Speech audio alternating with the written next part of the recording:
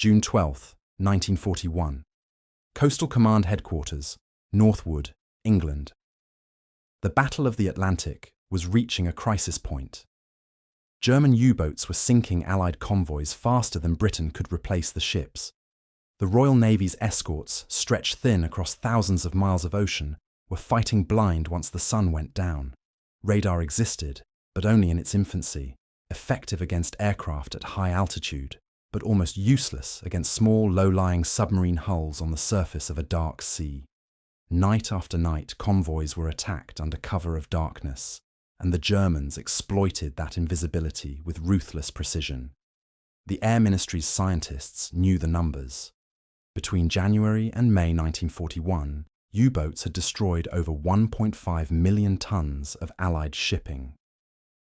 Coastal Command patrols reported dozens of sightings by day, but at night, detection rates dropped to near zero. Aircraft equipped with the existing ASV, air-to-surface vessel, radar could detect a U-boat's conning tower only at short range, often after the submarine had already seen or heard them. The Germans, in turn, were developing radar detectors that could pick up British signals long before the aircraft arrived. In simple terms, radar was failing at the moment Britain needed it most. Inside a small laboratory at the Telecommunications Research Establishment, TRE, in Worth-Matravers, Dorset, an electrical engineer named Geoffrey Pike, an eccentric, impatient man with little tolerance for bureaucracy, had become obsessed with solving that problem. Pike wasn't part of the official radar program leadership. In fact, his superiors viewed his methods as undisciplined and erratic. He had a reputation for proposing ideas that sounded impossible, bordering on absurd. But Pike was not the kind of man who backed down from ridicule. He was convinced that radar could be adapted, refined, and forced to see what had previously been invisible. By early June, Pike had begun working with a small team of junior engineers on what he called night surface reflection isolation. His theory was that radar waves, when transmitted at a slightly different frequency and polarization, could distinguish between calm seawater and the small metallic reflection of a submarine's conning tower, even at night, even in rough weather. The idea directly contradicted established doctrine. The Air Ministry's radar division believed sea clutter, the chaotic reflection of waves, would always drown out such faint returns. Several senior officers called Pike's concept ridiculous. One Air Commodore dismissed him outright. "We are not in the business of chasing shadows." But Pike persisted. Working with components scavenged from experimental magnetron sets, he began constructing what would become the first 10-centimeter wavelength radar prototype. It was not officially sanctioned, and funding came from spare parts allocated for other experiments. Late-night tests at Doway, Worth-Matravers revealed something extraordinary. The shorter wavelength, combined with Pike's adjustments to pulse timing and receiver gain, significantly reduced the interference caused by sea waves. When a small metal object, in this case a fishing boat, crossed the radar's beam, it appeared as a distinct spike, even at a distance of several miles. This was the breakthrough he had been searching for. The next challenge was proving it worked in the air, on an aircraft, against an actual submarine. Coastal Command was skeptical. Aircrews already distrusted the unreliable ASV radar systems they carried. They called them the black boxes that lied. False readings, flickering displays, and frequent malfunctions made pilots wary of relying on them for navigation or detection. Yet Pike knew that unless he could demonstrate a practical success, his design would never leave the lab.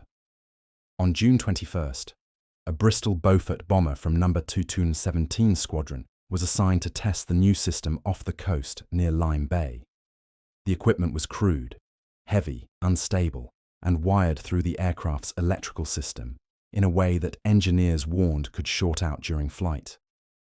Nevertheless, the Beaufort took off under heavy overcast conditions just before midnight.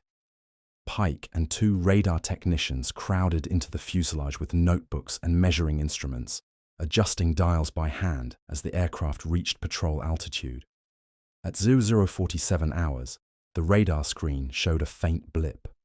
The operator at first assumed it was interference from a wave crest, but the signal held steady, a clear reflection that moved slowly across the display. The Beaufort banked toward it. Minutes later, under the dim moonlight, the crew saw the silhouette of a surfaced submarine less than a mile away. The contact had been detected through darkness, cloud, and distance, something the existing ASV sets could not achieve. The pilot simulated a bombing run, marking the target's position before the submarine crash-dived. When the Beaufort returned to base, Pike's team had gathered the first tangible proof that radar could detect U-boats at night with precision. But instead of enthusiasm, the Air Ministry responded with hesitation.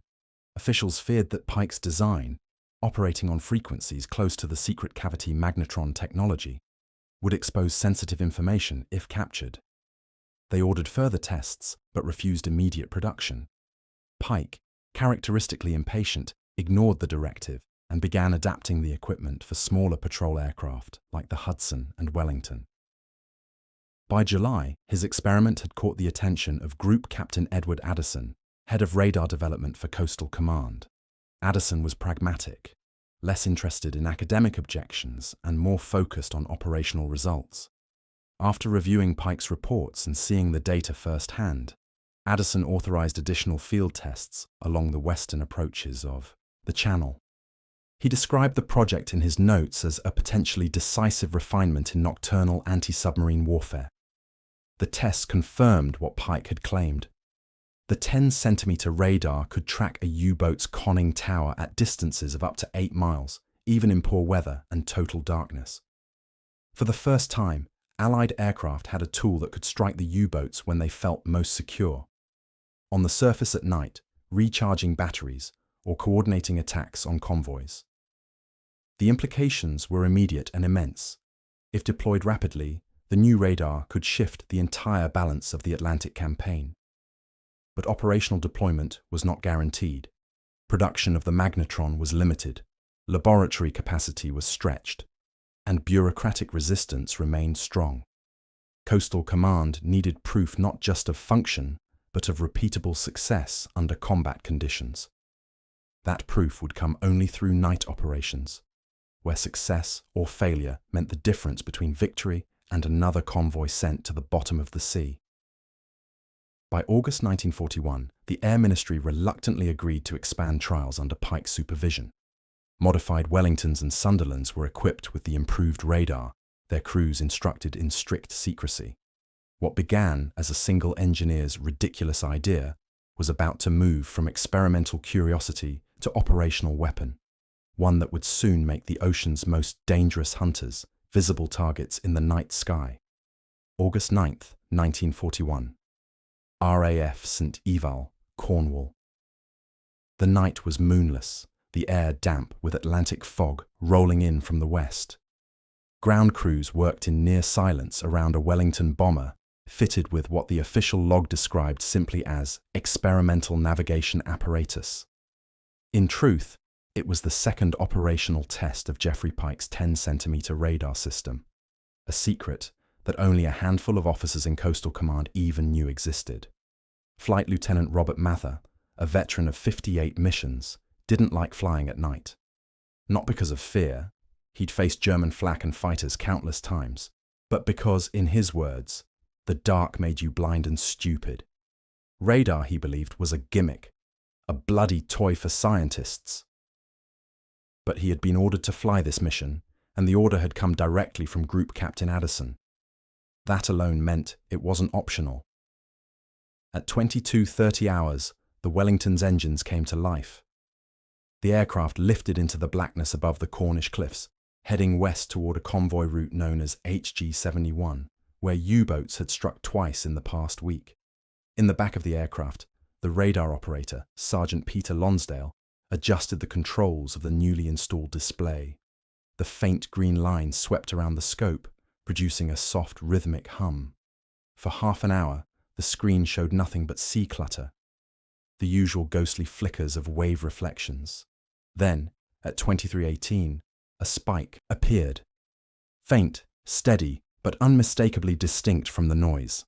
Lonsdale called it out. Mather was skeptical. "Probably a wave echo," he said.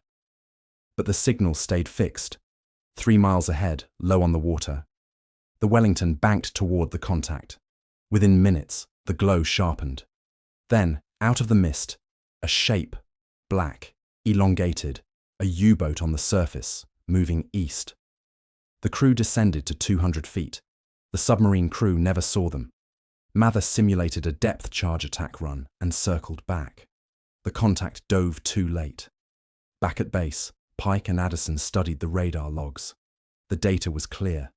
Detection range, accuracy, and consistency far exceeded any previous ASV model. It was the proof Addison needed. Within days, he authorized immediate production trials for Coastal Command aircraft. But the Air Ministry, still obsessed with secrecy and interdepartmental rivalry, refused to release sufficient magnetrons for large-scale use. They argued that Bomber Command's H-2S radar program took priority. Pike was furious. "They're hoarding the one tool that could win us the Atlantic," he told his team. He wasn't exaggerating. By late summer, Allied losses at sea had reached 400,000 tons per month. Convoys were disintegrating under the constant threat of the wolf packs, groups of U-boats coordinated via encrypted radio. To Pike, the delay was madness. He began writing directly to senior officers at the Admiralty, circumventing the Air Ministry entirely. He proposed installing the new radar on every long-range patrol aircraft capable of carrying it. His letters were described by one official as impertinent but disturbingly persuasive. It was exactly the sort of unorthodox pressure that got results. By mid-September, the Admiralty demanded joint trials between Coastal Command and the Royal Navy. A small fleet of radar-equipped Wellingtons and Sunderlands was assigned to operate from Northern Ireland and Iceland. Their mission to track and intercept U-boats operating in the North Atlantic Gap, the region beyond the range of conventional escort ships. The first operational use came on the night of September 17, 1941. A Sunderland from Number. 10 Squadron detected a surfaced submarine 40 miles southwest of Rockall. The crew maintained contact for 6 minutes before attacking. Depth charges fell, the water erupted, and oil surfaced moments later. The U-boat, later identified as U-570, was forced to surrender. It was the first confirmed nighttime radar detection and capture of a German submarine in the war. The effect on German command was immediate. Admiral Karl Dönitz, head of the U-boat fleet, was stunned. His crews reported being attacked in total darkness, with no aircraft lights or search beams, as if the British could see through the night. Dönitz suspected some form of espionage or secret optical detection system. He ordered the development of radar detectors, but his engineers were months away from a practical solution. In the meantime, his submarines were told to dive at the first sign of aircraft engines, even if they saw nothing. Inside Britain, Pike's radar suddenly went from ridiculous idea to top priority. The Air Ministry reversed its position, ordering magnetron production to be tripled. Factories in Birmingham and Coventry were redirected to manufacture components for the new ASV Mark III radar, a refined version of Pike's design. Crews were trained in complete secrecy, often told only that the device would reveal the enemy even in darkness. But Pike wasn't satisfied. He saw a bigger opportunity, combining radar detection with weapon guidance. If aircraft could not only spot a U-boat, but also drop bombs or depth charges with radar assistance, they could attack through cloud, fog, and night. That meant the end of the U-boat's one advantage: invisibility. His experiments now drew attention from the highest levels. Churchill's scientific advisor, Lord Cherwell, reviewed Pike's work personally. In his memo to the Prime Minister, he wrote, "Coastal Command has achieved a technical revolution of quiet significance. We now possess the means to find and strike the U-boat when it least expects detection. The battle for the Atlantic may yet be turned not by admirals, but by engineers." By October 1941, that prediction was proving true. Convoy escorts, guided by radar-equipped patrol aircraft, began coordinating night interceptions. U-boats were being hunted instead of hunting. In a single fortnight, 5 submarines were destroyed in night attacks, an outcome previously considered impossible. Still, Pike remained frustrated. The pace of mass deployment was too slow for his liking. He warned that the Germans would adapt, that they would soon develop countermeasures. He was right. But for now, Britain had seized the advantage. In the control rooms of Coastal Command, officers marked each success on wall maps. Red pins for confirmed kills, blue for probable. The clusters of pins along the western approaches were growing every week. For the first time since 1939, the Battle of the Atlantic's tide was beginning to turn, and though most of the men who flew the missions never knew his name, it was one eccentric British engineer, dismissed as impractical and ridiculous, whose creation had given them eyes in the dark. But Pike wasn't finished. His next experiment would attempt something even more daring, mounting a version of his radar on small escort ships and submarines themselves, a move that would trigger fierce debate across both the Admiralty and Air Ministry. It would also bring him into direct conflict with some of the most powerful scientific figures in Britain's war effort. By November 1941, the storm inside Britain's radar establishment had reached breaking point. What began as an experimental success in Dorset had now become a bureaucratic battlefield, stretching from the Air Ministry's Whitehall offices to the Admiralty's command rooms in Bath. Pike's new proposal, fitting his centimetric radar not just on aircraft, but on small naval vessels, was considered reckless by some, visionary by others. To many in the Admiralty, the idea bordered on heresy. The sea was not the sky. The conditions were harsher. Salt and spray could cripple delicate electronics, and maintenance at sea was next to impossible. But Pike argued the opposite. If radar can spot a U-boat from the air, he told Group Captain Addison in a tense meeting, then ships on the surface deserve the same eyes. Why should they fight blind? He was joined by a handful of younger officers who had seen firsthand how radar-equipped aircraft changed the nature of anti-submarine warfare. Commander Frederick Leach, a pragmatic destroyer officer recently transferred from convoy escort duty, became one of Pike's few allies in the Navy. Leach had spent months watching his ships stumble through the Atlantic night, hurling depth charges based on guesswork. He understood exactly what Pike meant. "You don't chase a shadow," Leach said, "if you can shine a light." By mid-November, Pike and Leach had begun quietly modifying a Flower-class corvette, HMS Bluebell, at Greenock. The ship's small radar mast was refitted with a rotating dish linked to one of Pike's prototype 10-centimeter magnetron sets, adapted to run off naval power systems. The equipment was crude, bulky, fragile, and so sensitive that every loose bolt or droplet of condensation could throw off calibration. But it worked. During early sea trials in the Firth of Clyde, Bluebell's radar detected fishing trawlers at ranges exceeding 8 miles, unprecedented for a vessel that size. News of the tests spread fast through the Navy's scientific division. Some dismissed it as a stunt. Others, particularly officers on escort duty, saw it as salvation. The trials soon drew the attention of Admiral Sir Max Horton, recently appointed Commander-in-Chief Western Approaches. Horton was a veteran submariner himself, pragmatic to the core. When Pike and Leach demonstrated the radar's accuracy off the Scottish coast, he reportedly said, "If it can see through fog, I don't care if it's witchcraft. Fit it on every ship I've got." That single remark changed everything. By early December 1941, as the Japanese attacked Pearl Harbor and the global war expanded overnight, Britain quietly began mass production of the shipborne version of Pike's radar. It was designated Type 271, officially classified as a surface warning set, though its real purpose was unmistakable.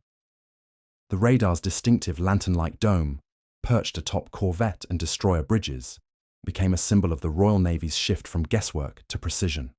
At the same time, the RAF's Coastal Command expanded its own radar operations at an extraordinary pace. Every Wellington, Sunderland and Hudson capable of carrying the new ASV Mark III was being converted. Pike's laboratory, once an isolated workshop filled with spare parts and skepticism, was now a production nerve center, feeding both air and sea warfare. But with progress came danger. German intelligence, though unaware of the exact nature of Britain's new radar, had begun noticing patterns. U-boats reported increasing attacks under conditions where visibility was near zero. Some commanders claimed they were being haunted. Aircraft arriving out of nowhere, ships converging through fog as though guided by invisible eyes. By January 1942, Admiral Dönitz had ordered the immediate development of a radar detector. The first crude version, the Metox, appeared months later, designed to pick up long-wavelength radar emissions. It worked, but not against Pike's 10-centimeter set. The Germans had built a shield against a weapon that no longer existed. Meanwhile, on the British side, the results were undeniable. In the first quarter of 1942 alone, the combined efforts of radar-equipped aircraft and ships destroyed or disabled over 20 U-boats, triple the rate of the previous year. Convoy loss rates began to fall for the first time since the war began.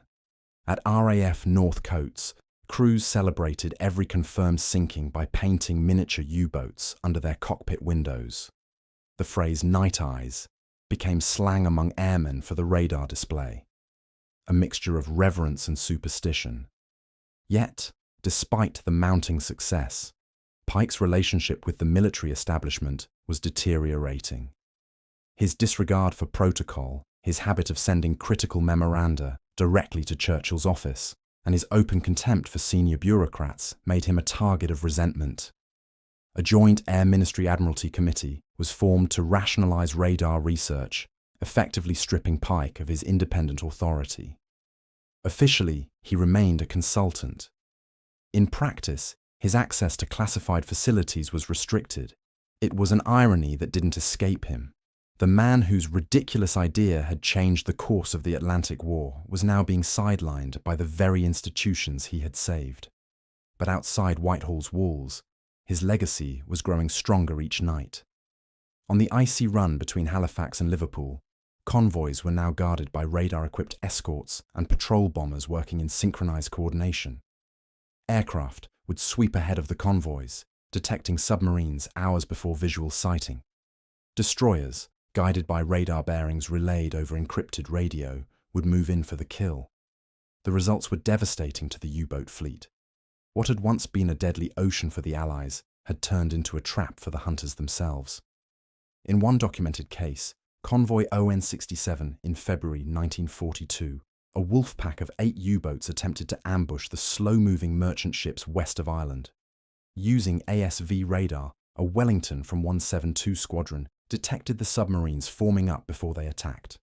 Over the next 36 hours, coordinated air and sea radar tracking allowed escorts to launch precision attacks in total darkness.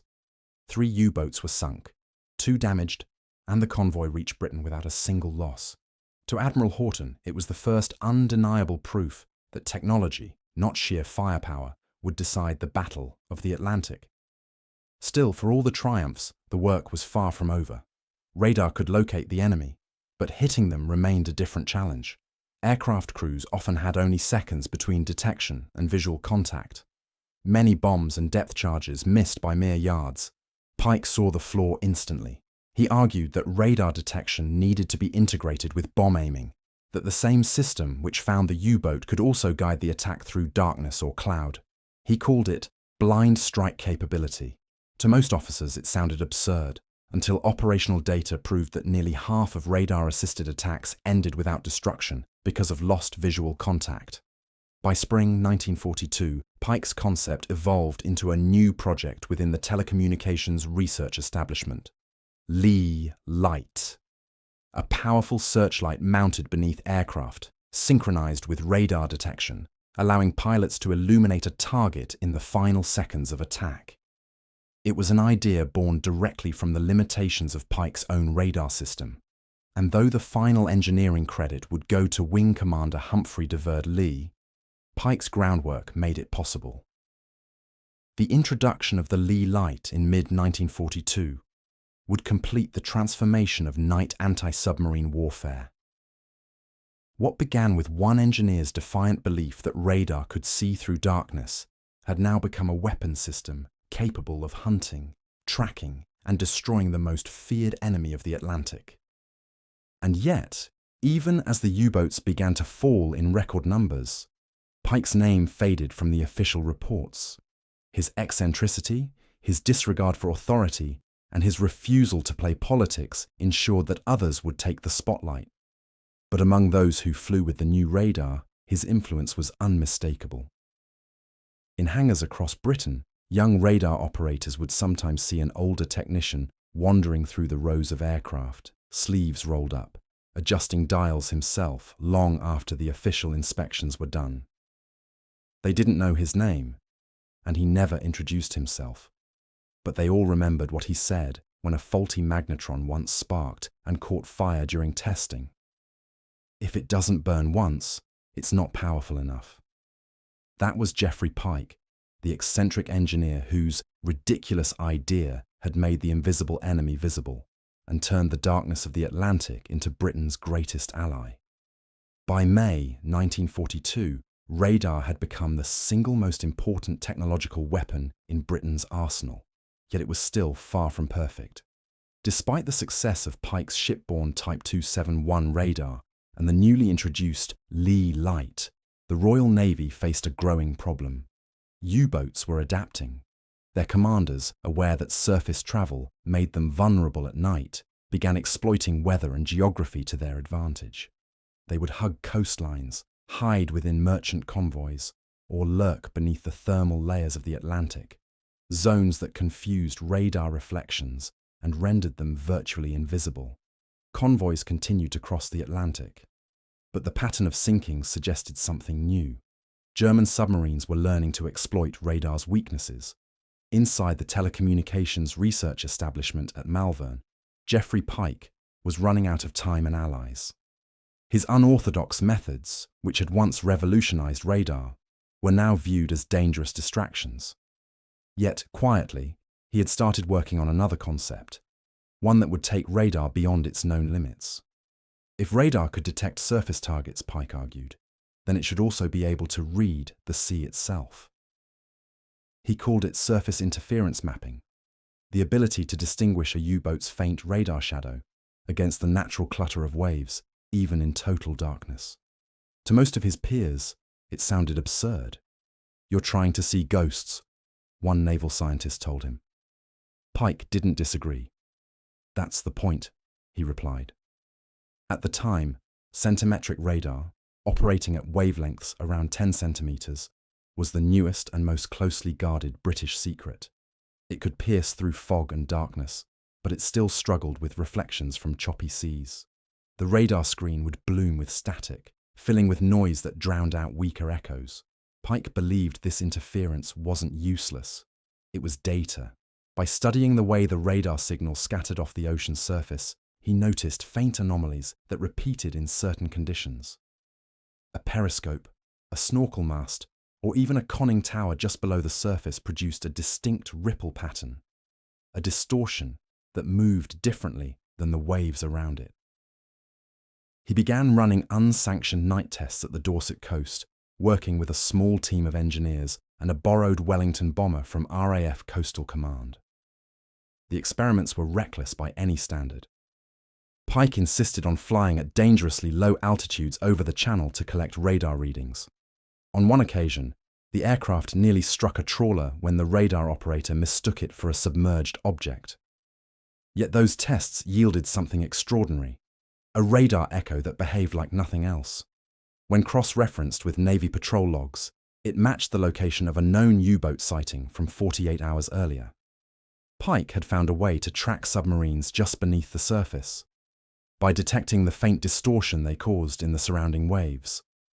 The discovery couldn't have come at a better time. In June 1942, the U-boat campaign reached its peak. Dozens of merchant ships were lost each week in the North Atlantic, and even radar-equipped escorts struggled to keep pace.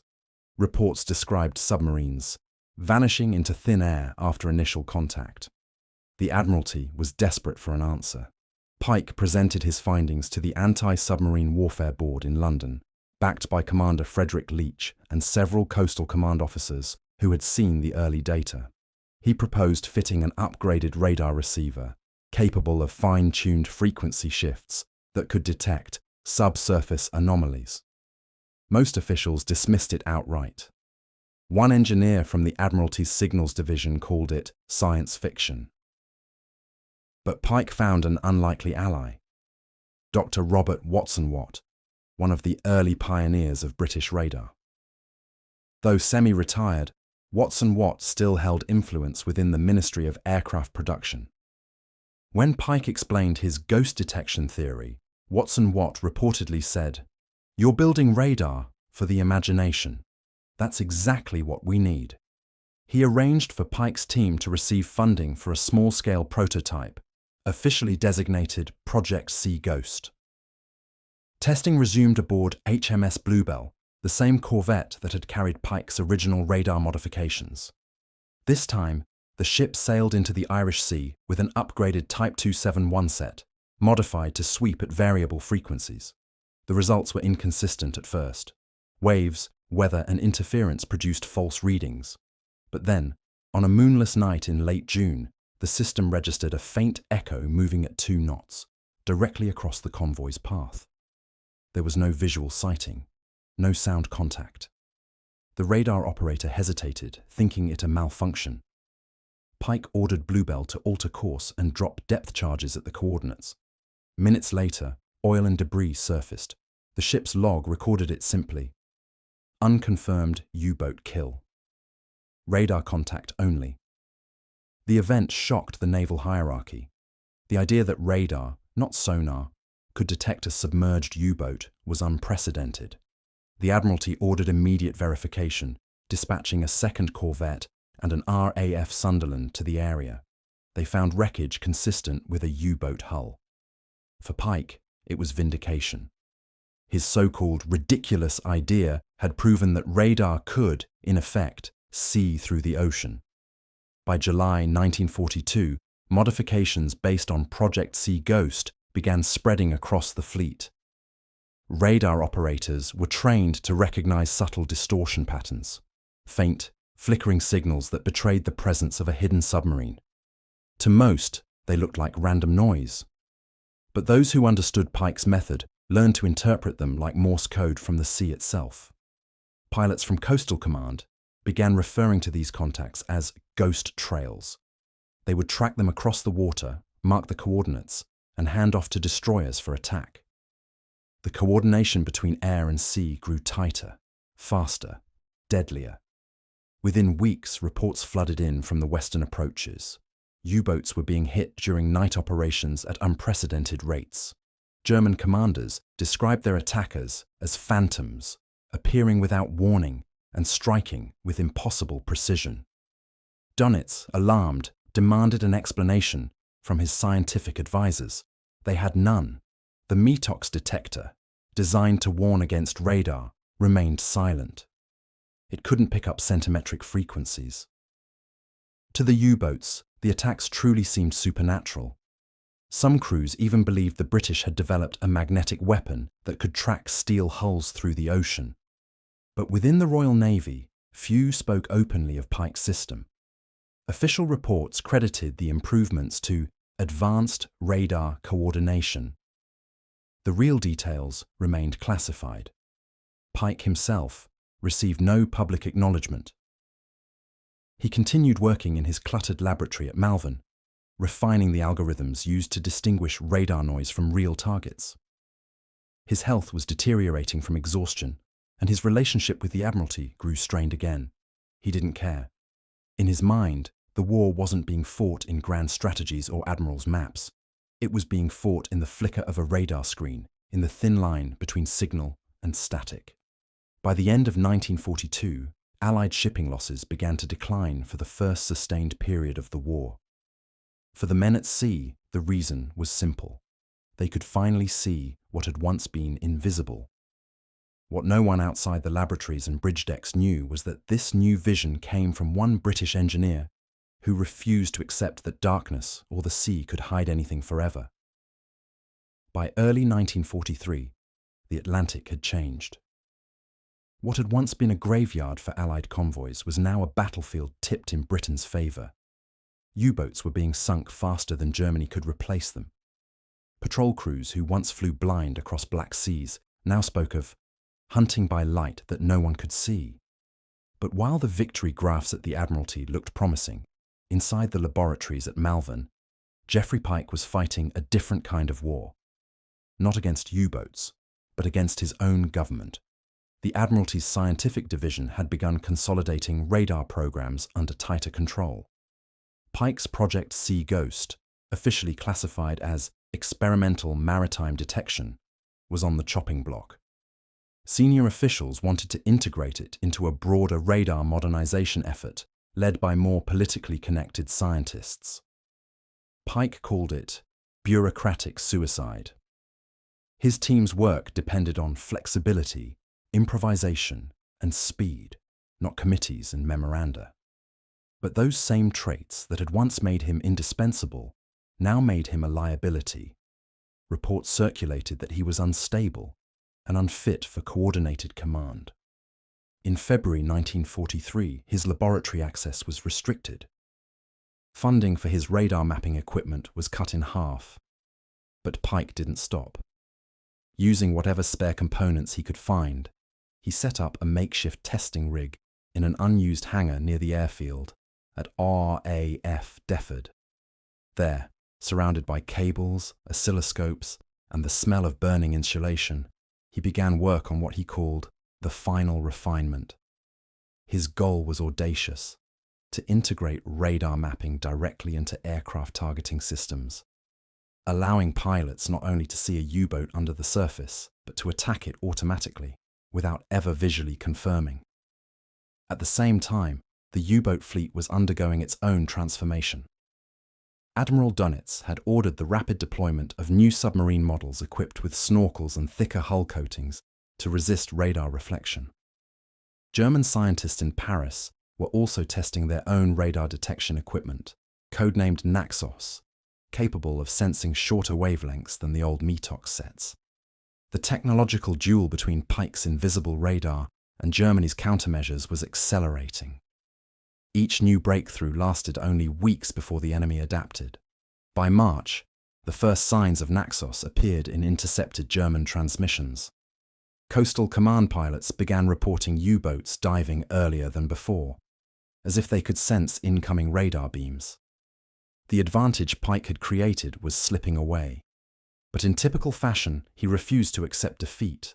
He reasoned that if the Germans could detect a single radar signal, Britain needed to use many, a network of frequencies shifting constantly like static.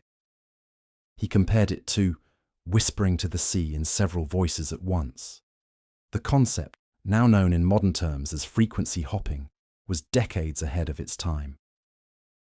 Pike proposed it to the Admiralty in March 1943, outlining a system that would constantly alter the radar's transmission frequency every few milliseconds, making it nearly impossible for the enemy to detect or jam. The idea was dismissed as impractical. "You can't chase ghosts and change channels at the same time," one official remarked. But Pike didn't wait for approval.